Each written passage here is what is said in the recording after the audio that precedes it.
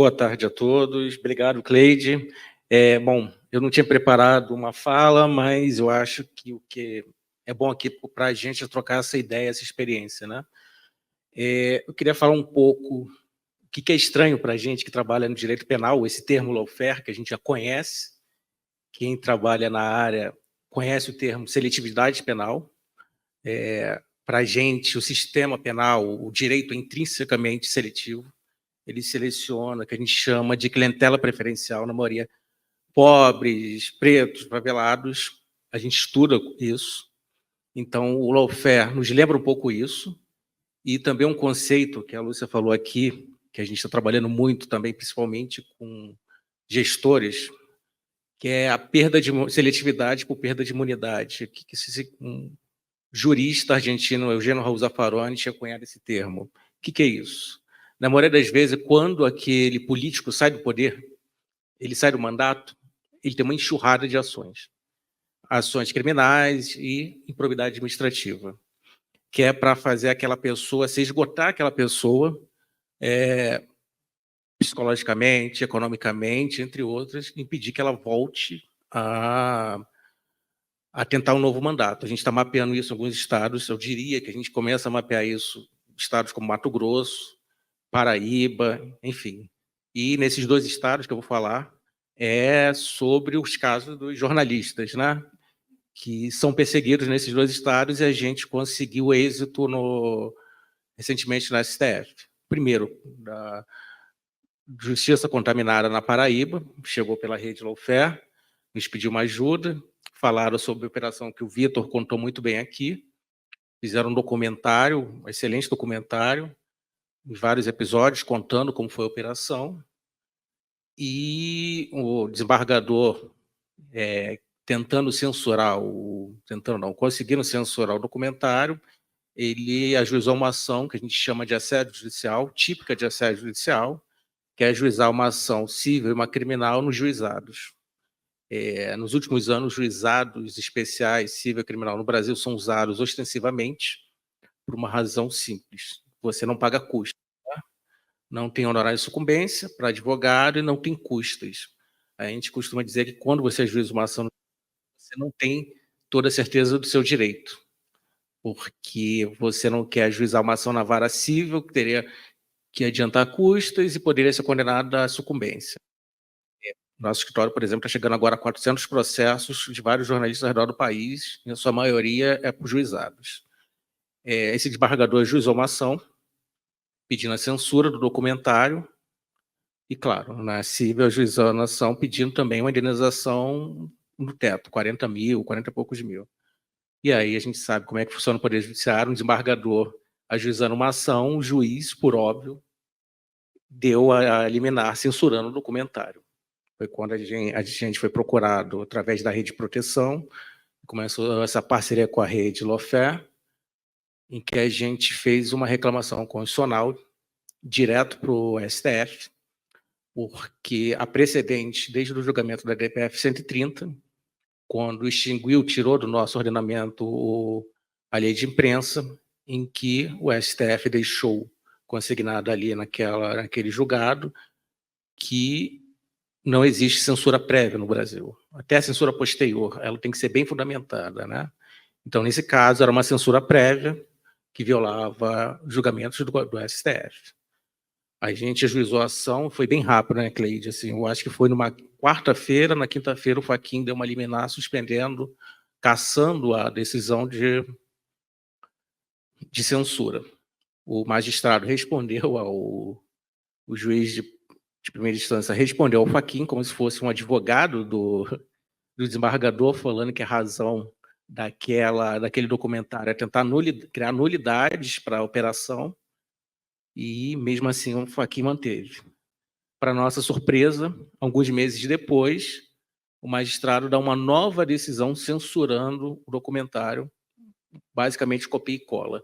Cita a decisão do Fachin, mas mesmo assim desrespeita ela. A gente ajuizou nova ação, como o Fachin já era prevento, ele deu uma nova decisão cassando a liminar. A gente teve essa decisão na segunda-feira. Então, teve uma visibilidade recente aí, e agora o magistrado vai ser citado, né? Possivelmente, a gente pensa em responsabilizar nos órgãos correcionais, porque a gente entende que é um desrespeito a uma ordem do STF, é uma ordem da Suprema Corte. Então, esse caso está em andamento e a gente pretende fazer, e eu vou deixar para falar o final, que eu acho que é uma das formas de combate ao lawfare que a gente está desenvolvendo. O outro caso que também chama atenção é o caso do Mato Grosso. E aí, aqui, falando como advogado, o que a gente percebe desde que a gente começou a trabalhar no Mato Grosso é uma enxurrada de ações contra um jornalista específico chamado Alexandre Prat, que escreve matérias, na maioria, quando fala sobre o governo do Estado, ou quando sobre o governador, ele sofre processos judiciais, tanto criminais quanto cíveis. É um caso típico de assédio. Mas o principal, o que chamou a atenção desse caso, que foi as organizações que nos procuraram para atuar, foi que o Alexandre Prat, parece que o governador local tem um ódio específico contra ele, e a própria Abras e outras organizações mapearam isso, e teve um caso que, supostamente, ele contratou um detetive particular para monitorar esse jornalista e tentar fazer um flagrante forjado de alguma forma. Vocês colocarem Alexandre Prat e detetive particular na internet, vocês vão ver como é que isso foi descoberto. Foi descoberto esse detetive, tiraram uma foto desse detetive particular colocando uma escuta, alguma coisa para rastrear o carro dele. Foi tirada essa foto, descobriram, e, entre outras, foi descoberto também que esse detetive falou em algum momento que tinha sido contratado pela primeira-dama ou pelo governador. Isso está relatado em notas da Abras e em notícias da época. Bom, o jornalista entendeu que ele não poderia fazer uma representação contra isso na própria Polícia Civil, que é subordinado ao governador, fez uma representação na Polícia Federal. A Polícia Federal entendeu que não cabia a eles esse inquérito e enviou para a Polícia Civil. Ele pediu o andamento do inquérito da Polícia Civil e descobriu que o governador tinha feito, já que o Alexandre Prat começou a publicizar que supostamente o governador tinha contratado o detetive, ele descobriu que o governador tinha feito também um inquérito, fez uma representação contra ele por calúnia. E aí foram juntados os inquéritos, e a pessoa que era uma vítima virou supostamente algoz. Um inquérito em 2021 chamado Inquérito das Fake News. Virou um grande inquérito.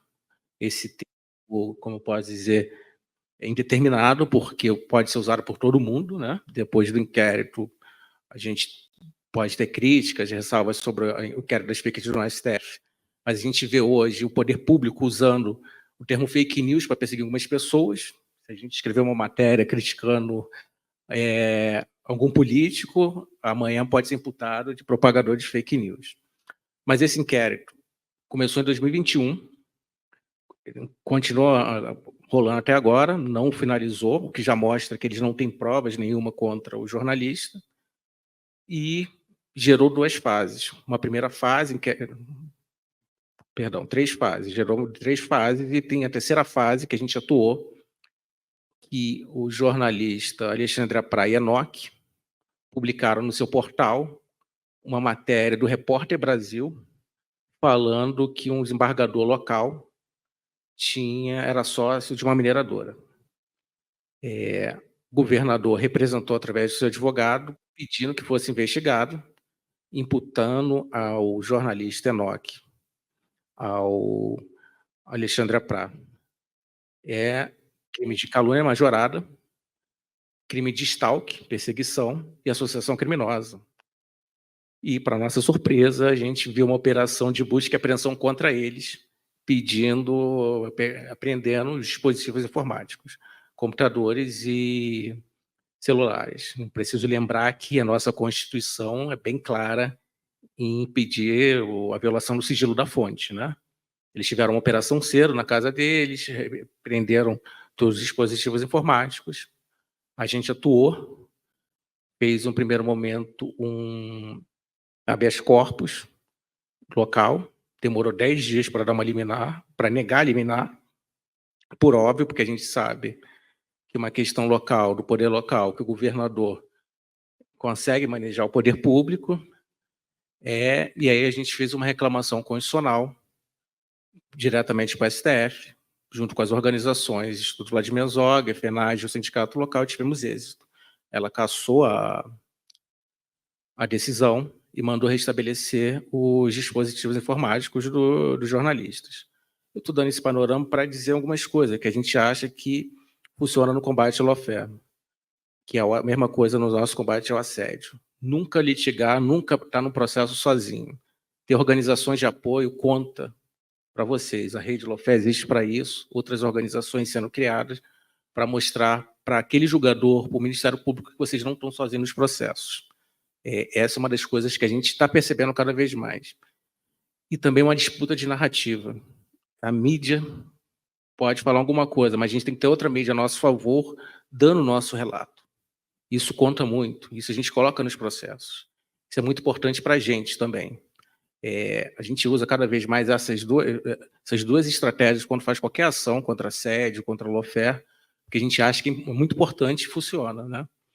Agora, pensando em combate ao lawfare, que eu acho que é importante aqui nesse tema também, a gente está pensando em duas iniciativas legislativas, que seria tirar do Ministério Público o princípio da obrigatoriedade da denúncia, que vigora no nosso ordenamento. Isso faz com que o Ministério Público denuncie qualquer um, para ser o princípio da disponibilidade. Isso é uma discussão importante, que a gente acha que é muito importante atualmente. E também pensar na composição dos órgãos correcionais, CNJ, CNMP, ter mais representantes da sociedade civil, porque a gente sabe que o corporativismo acaba vigorando nesses espaços, e, por exemplo, o relato de vocês, da Lúcia, por exemplo, que é um caso assédio, lawfare, não chega nessas instâncias. Então, são iniciativas legislativas que também a gente pode usar e pode ser aquele pinguinho ali na ajuda para combater o lawfare, né? É o que a gente entende, e a gente está junto com a rede pensando nessas iniciativas e também no combate ao lawfare. É isso.